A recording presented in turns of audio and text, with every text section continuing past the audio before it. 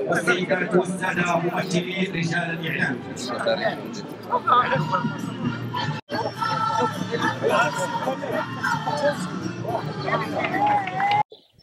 نادي الصداقة للكرة الحديدية مدينة تيف تنظم خلال هاد اليومين تظاهرات تتعلق بكأس العرش. أول مرة النادي ينظم مثل هاد التظاهرة، يعني انطباع جد إيجابي، وكانت المشاركة مكثفة.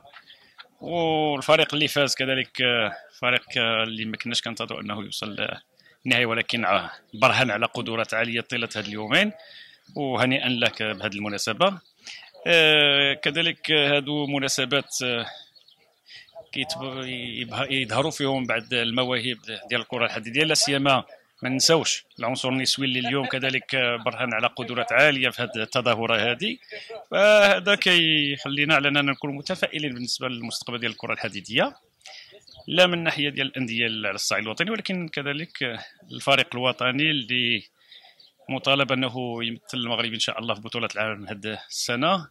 نتمنى على انه يكونوا ظهروا اليوم بعض المواهب اللي يطعموا الفريق الوطني باش يمكن لهم يسترجعوا ديك الامجاد والايام يعني المتميزه اللي شهدتها الكره الحديديه مع لاعبين كانوا كذلك في وقتهم في المستوى الكبير وفازوا بالبطوله ديال العالم وكانوا فازوا بعده القاب.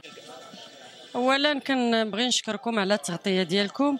بالنسبه للمنافسه فكانت منافسه جد قويه، حيث ان هذا الكاس غني عن تعريف جميع الجهات وجميع العصب كتجي كتشارك في هذا الدوري.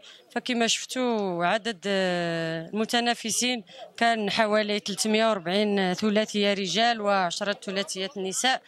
فمن هذا المنبر كنبغي نشكر صاحب هذه البادرة السيد رئيس الجامعة محمود عرشان على تنظيمه وعلى حفاوته واستقباله لكل لاعب من أنحاء المغرب.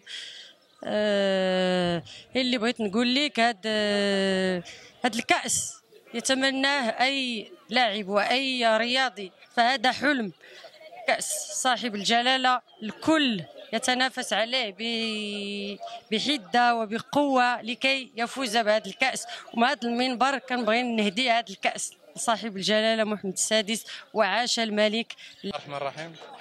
كنبغي نشكر النادي المنظم ديال تيفلت على التنظيم المحكم لهذا الدوري هذا.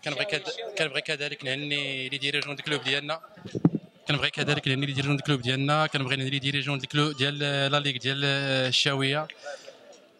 صراحه اش نقول لك، كبدنا عناء ديال يومين من سفر، من جو حار، من تعب ديال المقابلات، مجهود ذهني بدني، شيء لا يتصور. ولكن فاش كتكون النتيجه، فاش كيتنسى هذا الشيء كامل. الحمد لله ربي يسر الامور، ما حشمناش، جبنا واحد النتيجه اللي غتبقى في التاريخ ديال العصبه ديال الشاويه وفي ليستوار ديال كل واحد فينا. المنافسه كانت منافسه قويه بمشاركه العصاب كاملين. الحمد لله حنا واخا ليفيكتيف قليل في المغرب، كاين واحد المستوى اللي كنقدو نباريو به في المحافل الدوليه. كانت منافسه جد قويه، والحمد لله تمكنا حنا نادي الصداد المغربي اننا نفوزوا بهذا كاس العرش. كنهدي هذا الكاس هذا اولا للسيد الشرقاوي اللي هو الاب ديالنا قبل ما يكون الرئيس ديالنا. كنهدي ليه هذا الفوز، وكنتمنىكم كان موجود معنا باش يشوف الفوز بعينيه، والحمد لله هذا من فضل ربي. الحمد لله.